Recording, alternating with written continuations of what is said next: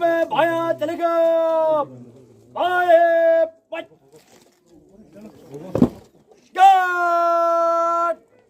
से। नमस्कार, जय हिंद, वंदे मातरम, भारत माता की जय। विजय पथ में आप सभी का स्वागत। सैनिकों की शहादत अक्सर बॉर्डर पर सेवा करते हुए या राष्ट्र की सेवा करते हुए, ट्रेनिंग हो या खराब मौसम हो, बर्फ हो, अवलांच हो या सामने दुश्मन की गोली हो, शहादत अक्सर आप खबरें सुनते रहते हैं। इसी प्रकार से 14 गढ़वाल राइफल के एक नाइक संजय, जिनको प्यार से जीतू कहते हैं, घर में रहने वाले, श्रीनगर गढ़वाल क्षेत्र खिरसू ब्लॉक के, उनके गांव का नाम है कठोली।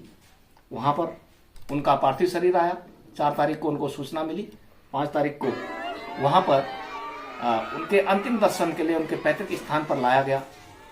शहादत का गमगीन माहौल, शहादत सम्मान अपनी जगह सही है, लेकिन परिवारजनों पर दुख का पहाड़ टूटता है। छोटे छोटे बच्चे छोड़ गई, भाई बहन सब परिवार छोड़ के उनके अंतिम चेहरे के दर्शन वहां पर बड़ा हृदय विदारक सीन जो बयान नहीं किया जा सकता है।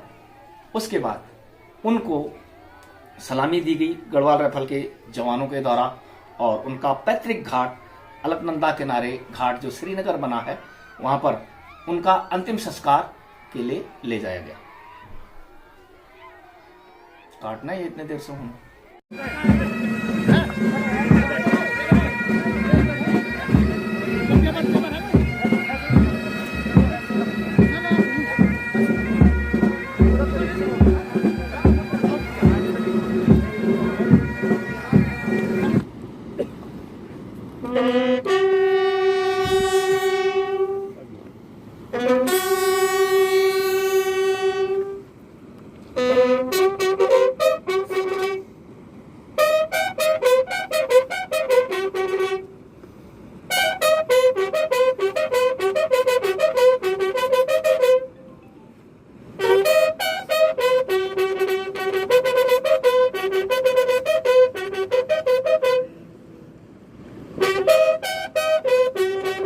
पैतृक घाट में भी उनको अंतिम विदाई रीत चढ़ाई गई। प्रशासनिक अधिकारी, पुलिस और भूतपूर्व सैनिक, गौरव सेनानी संगठन के लोग, श्रीनगर क्षेत्र के अध्यक्ष सुनील गोसाई, जिन्होंने ये खबर भेजी है, तमाम सारे लोग वहां पर उनको अंतिम रीत परेड चढ़ाने गए। सैनिक को अंतिम विदाई दी गई, गमगीन नम आंखों से विदाई की गई। तो इस प्रकार से सैनिकों का जब शहादत होती है, देश के लिए कुर्बान होते हैं, वो भी हमारे साथ के हैं। यकीन मानिए, नौकरी सब करते हैं। सेंट्रल गवर्नमेंट की इतनी बड़ी फोर्स है, प्राइवेट नौकरियां इतनी हैं, special status ESM, ex serviceman, veteran या रिटायर होने के बाद भी सम्मान से सैनिक कहा जाता है। ये सबसे बड़ी बात, ये नाम इन शहादत देने वालों की वजह से है। नहीं तो पे, पेंशन, फैसिलिटी कौन नहीं लेता है और कौन सेंट्रल गवर्नमेंट के लोग नौकरी नहीं करते हैं। इसीलिए एक अलग सा सम्मान सेना को दिया जाता है। एक नैक कितना होता है? अगर उसके 15 साल नौकरी है, 18 साल उम्र है, तो 35 साल भी उम्र, 35 से 40 के बीच एक छोटी उम्र में शहादत होगी। बच्चे छोटे छोटे होते हैं, परिवार के भरण पोषण की जिम्मेदारी अब अन्यों पर है। इसका मतलब ये नहीं कि सेना फैसिलिटी नहीं देती है, पूरी पे पेंशन देती है, पलटन पूरी डॉक्यूमेंटेशन करती है। गढ़वाल राइफल की सतत मिलाप टीमें पूरा सहयोग, जो भी किसी भी ग्रुप का गढ़वाल का है, उसके डॉक्यूमेंटेशन करते। जाने वाला तो चला गया, लेकिन भारत सरकार ने जो भी विडोज के लिए, वीरांगनाओं के लिए जो भी रखा है पे पेंशन, जो फैसिलिटीज, वो पूरी मिलती है, इसमें कोई शक नहीं है।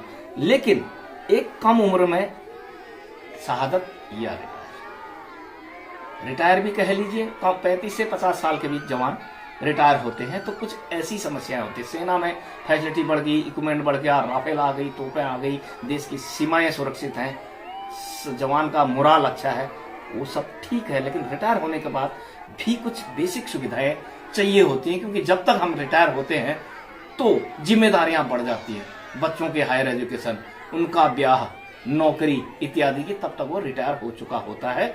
ये एक बड़ी समस्या है। 1973 से जिस पर OROP के नाम पर आंदोलन चल रहा है, आंदोलन तीव्र पिछले 1 सालों से जो पकड़ा, कुछ ओआरओपी के नाम पर दिया भी गया, लेकिन आधा अधूरा और विसंगति भरा। एक जंगल में शेरों ने शिकार किया, बलवान शेर ज्यादा खा गया, कोई शेर भूखा रह गया। इस तरह का होना नहीं चाहिए। एक देश के प्रधानपति को, एमओडी को, उच्च अधिकारियों से ऊपर जो नेता लोग बैठे हैं उनसे ही उम्मीद करते हैं। अधिकारी तो आपकी डिमांड दबा भी देंगे, लेकिन वहां पर न्याय की गुजारिश के लिए सैनिक कितने समय से वो इसीलिए हैं। इसी प्रकार शहादत से लेकर कम नौकरी में रिटायर होने की जो बातें हैं, तो सैनिक या तो स्वार्थी हैं, अपने पे पेंशन के जरा सा सुधार की बात कर रहे हैं। गलत है या तो आपकी नजरों में, या सही है, जरूर कमेंट करिएगा। एक जवान टैंक को खोल जोड़ सकता है, अपने हथियार कमांड की पूरी ट्रेनिंग कर सकता है, सम्मान के साथ उसका भारत माता की जय कहते हैं। रिटायर होने के बाद 5 स्टार होटल के बाहर, किसी एटीएम के बाहर चौकीदार लगा रहता है। तो थोड़ा बहुत पुलिस में सुधार होना चाहिए था या नहीं? क्या स्टेटस इतना गिरा देना चाहिए? क्या कभी किसी ने ध्यान दिया? सवाल इस चीज का। अब मैं आपसे ही प्रश्न रखता हूं।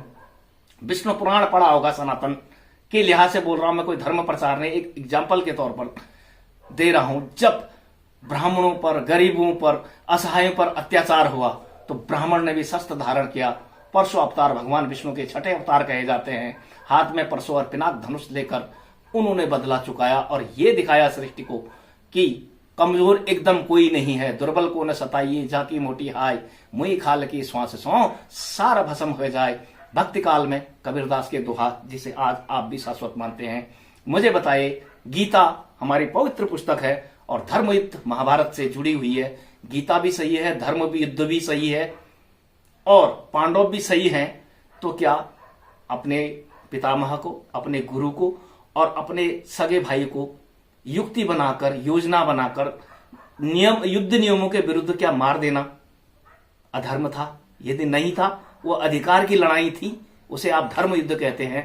तो अपने अधिकारों के लिए जो हम आवाज उठाते हैं, जो सड़कों पे हैं, या अपने प्रतिनिधि को चुनने की बात कर रहे हैं, खुद चुनाव मैदान में हैं, ताकि हमारा प्रतिनिधि भी इस जनादेश से लोकसभा, राज्यसभा तक जाएगा और उसी के अनुसार सरकार पॉलिसी बनाएगी।